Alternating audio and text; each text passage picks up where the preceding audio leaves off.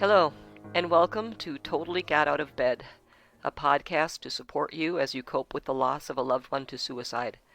I'm Nora Flum, and I lost my son Eric on January 3rd, 2018.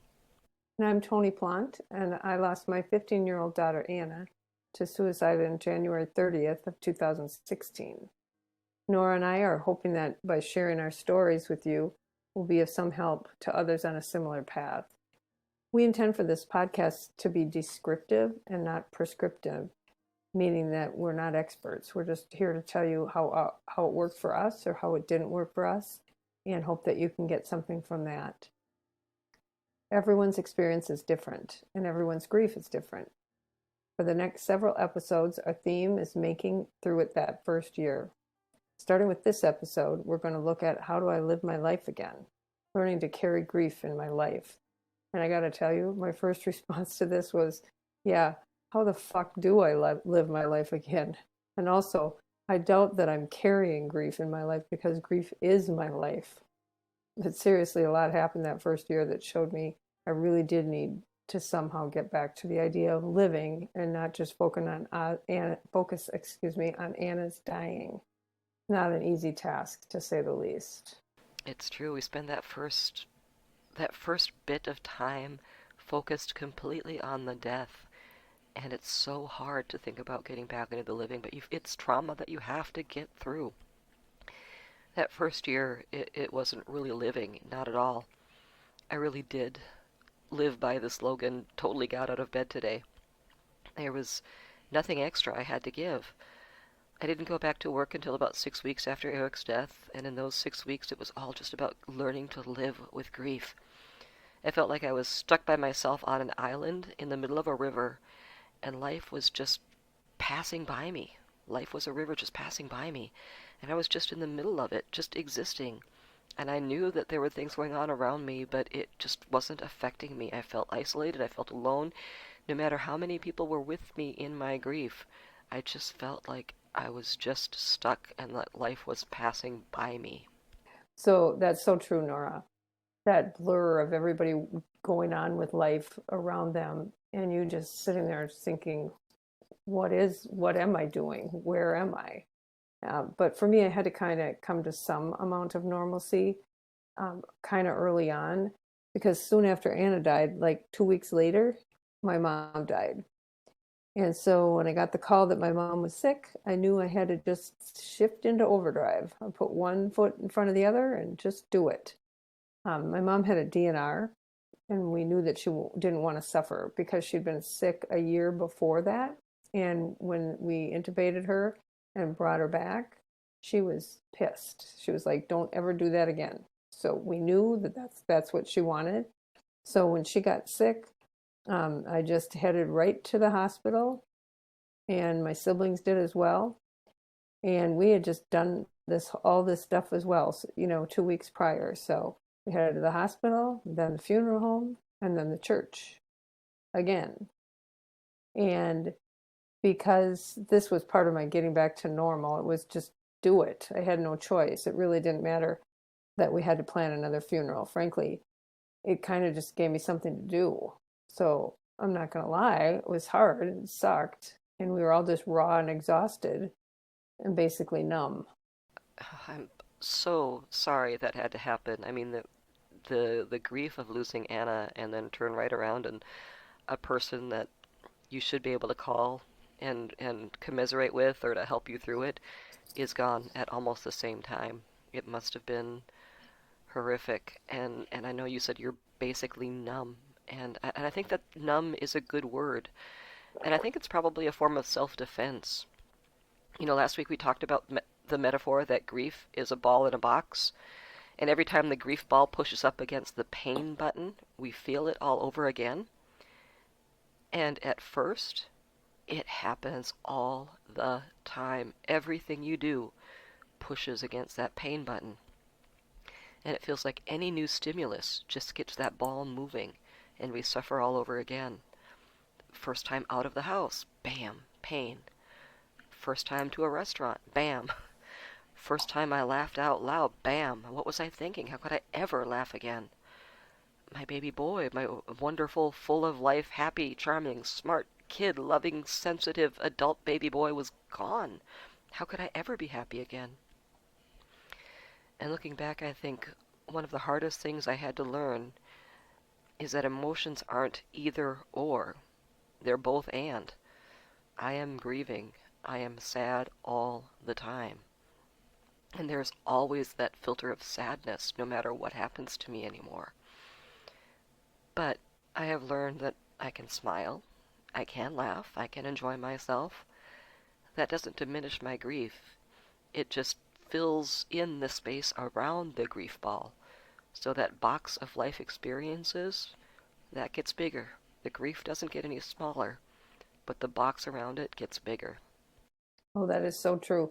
I love that. It's not either or, it's and, because there's lots of things in life that we can be both sad about and happy about. And when it comes to grief, I think there's so many other complexities that go with it that we're not good at that. So, not to mention, this is the worst sadness of your life. And then you have all the other things that go around with it, guilt and all the other things for the fact that you just laughed or smiled or whatever it was.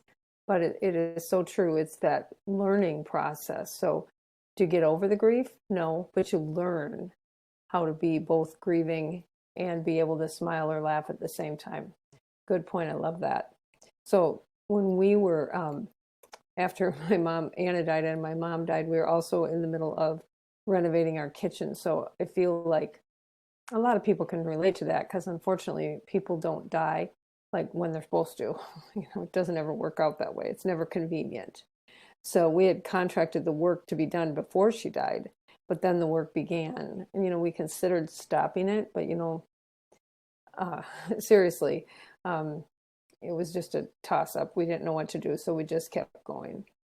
So there was chaos everywhere at our house, and it kind of kicked me into somewhat normalcy because I had a senior in high school. He was graduating in May and was heading into the college decision making process, which for him meant auditions because he's an actor. So we were off to Chicago for those auditions like 5 days after Anna's funeral. And then it was his senior year spring break. And that actually turned into a blessing because we ended up going to Disney World with my siblings and their kids. And we had done that a number of times in their lives. And so it was a nice distraction. Lots of people around that all knew the story and all knew, gave me some slack if I wasn't really with it and was sort of out of it. In any case, I think about how it was to get back to normal. I guess I'd have to say it was busy for me anyway. But through all that busy, it was always there, of course. And like we talked about in the last episode, it's just that thing that envelops your whole being. I was still me. I was still a wife, a mother, a sister, a friend, but I was now also a suicide loss survivor, and there was no getting around that. Yeah, we are a suicide loss survivor, and that's part of our identity. And one thing I don't think I realized at first, at least for me, this loss separated me from all my friends. I have great colleagues. I teach at a school, and I'm very close with the people I teach with. They are my friends. And before Eric's death, lunch with my teacher friends was one of my favorite parts of the day.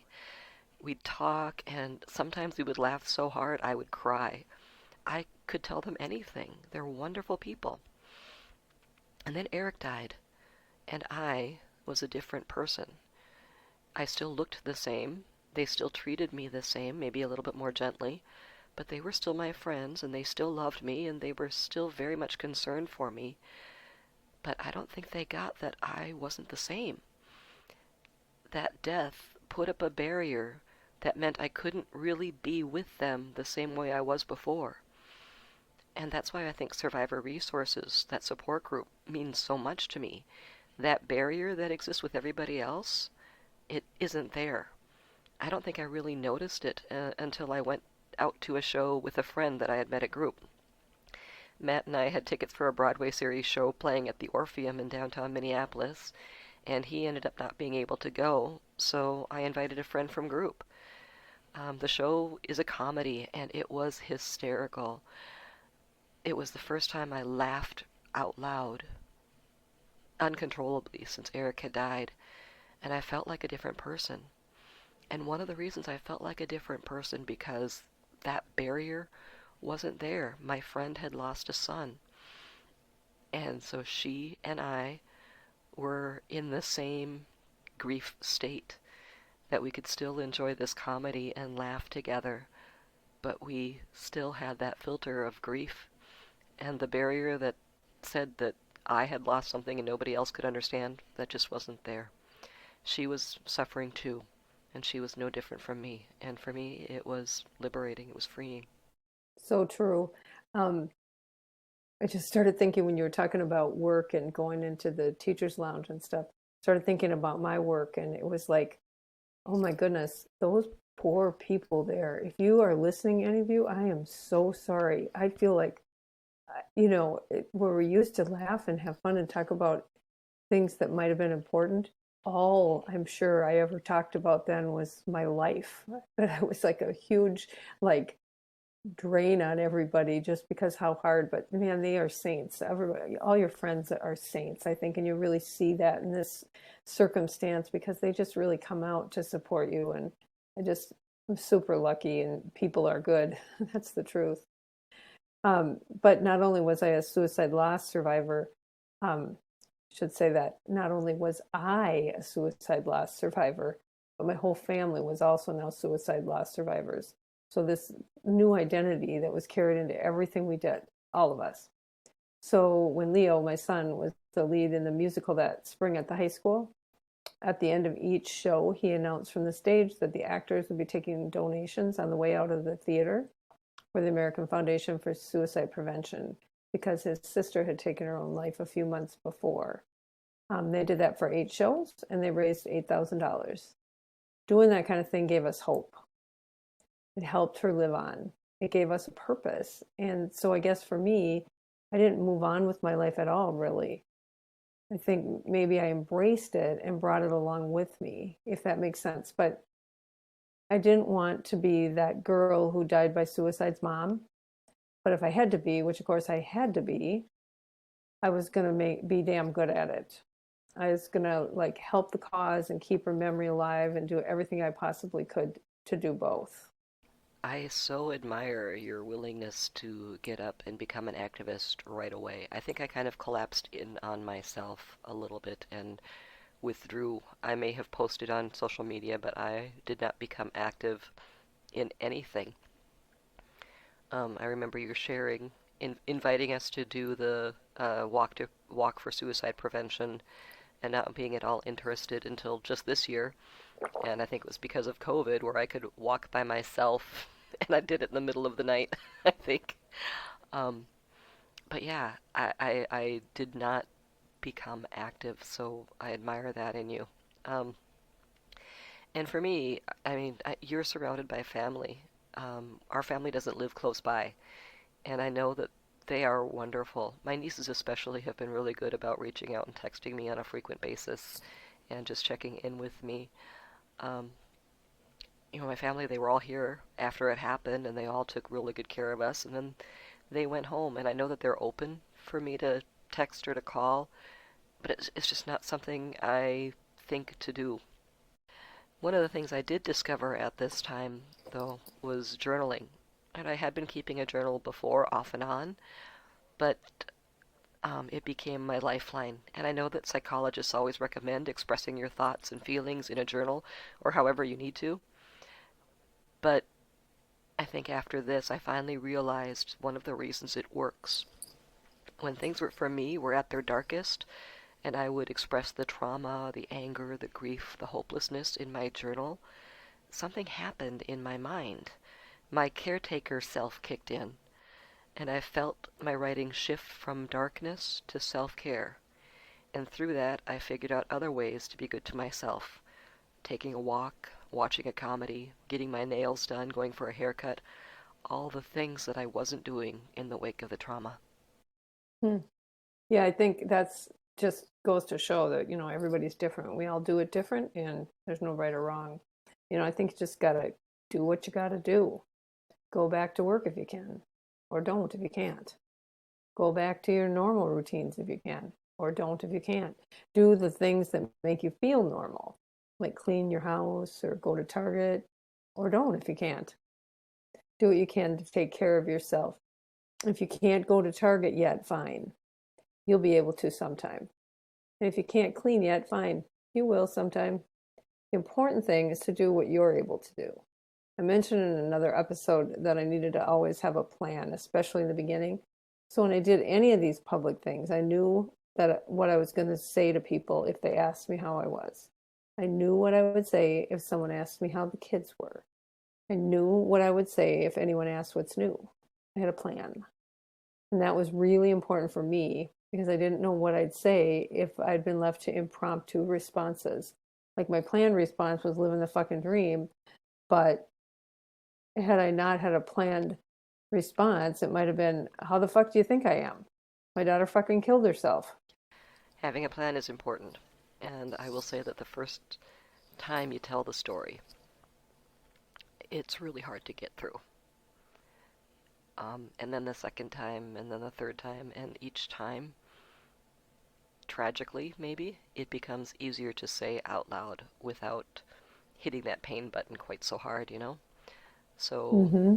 you can say, yeah, I don't know if you heard, but Eric is a victim of suicide, and we lost him 3 years ago. Um, and the reaction is always concern and care and love, and I'm so sorry.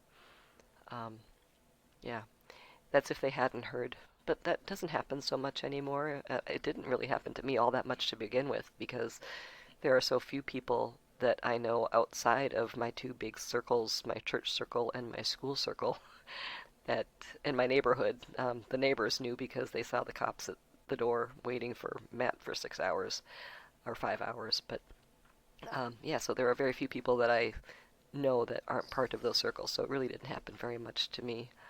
But it does happen.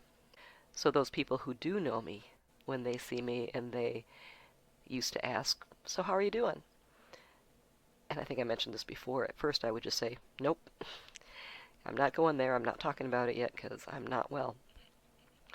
But after a while, though, I just started ignoring the question, how are you doing? And I'd respond, hey, how are you? Deliberately not answering. And it's pretty amazing how many people didn't even catch that, didn't notice or didn't respond or didn't pick up on it. And I think I've also mentioned before that my counselor friend never asks how I am because he's smarter than that. He says, how is today? That I can answer, how is today? Today is okay, or today is heavy, or it's a tough grief day. Or I could tell them, my grief baby is screaming today. Or today I am coping okay. Um, but again, that answer changes day by day, sometimes minute by minute. We never know what the day is going to bring. Oh, I just got to say, Nora, I love that idea of not answering the question. So if somebody says, how are you doing today? Just say, oh, how are you doing?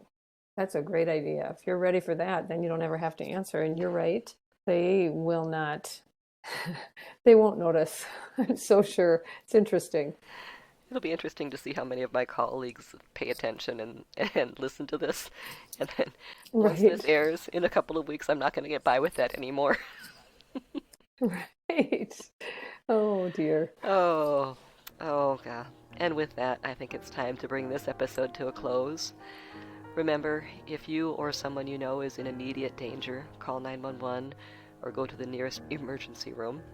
The National Suicide Prevention Lifeline is 1-800-273-TALK. That's 1-800-273-8255. And that's a free confidential crisis hotline available to everyone 24 hours a day, 7 days a week. Or text HELLO to 741-741. That crisis text hotline is available 24 hours a day throughout the U.S., and it serves anyone in any type of crisis. And also check with your local or county health agencies to see if they have a mobile crisis response team. Just do a Google search for that and see if something shows up for your area. For more information about Totally Got Out of Bed, visit us at totallygotoutofbed.com. You can find other episodes there or look for us wherever you get your podcasts. We are so grateful that our posts seem to have reached so many people. We know there is a huge need, and we hope we can help. So please share our page and our podcast with your friends, and share your comments and ideas with us. We would love to hear things that have helped you. Give us some ideas about what you would like us to talk about. Please email us at totallygotoutofbed@gmail.com. Visit our Facebook page or find us on YouTube, Facebook, Instagram, and Twitter. And as always, we'd like to thank our extremely talented team, Wendy Wolf, who is truly a technological genius, Monica Lavorsi, the composer and performer behind our theme song, Hold My Hand Now, and a special thank you to Survivor Resources, the group that continues to support us and others in the wake of our tragedies. Thanks for listening today. Please join us for our next episode when we'll continue our series on getting through the first year. We'll talk about getting through the firsts. How do we get through the first birthday, the first Thanksgiving, the first Christmas, the first anniversary of the death? In the meantime, smile when you can and cry if you have to, and do totally try to get out of bed.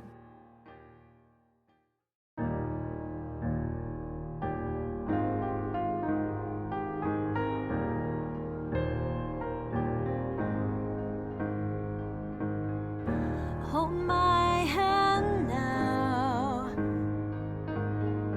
Hold my hand now. Hold my hand now and be as one. The colors start to fade. Gray is the only shade that you see now. Lost in the charade of the journeyman's parade, can't see a way out. As you keep marching onward, oh, all you gotta do is reach out and hold my hand now. Hold my hand now. Hold my hand now. Hold my hand now and be as one. Hold my hand now. Hold my hand. The tracks begin to sway. You're in the middle of the fray, so hold on tight now. Your grip begins to slip. You tumble towards the lip of the open train, and how? But before the world swallows you up, reach out, there's a place to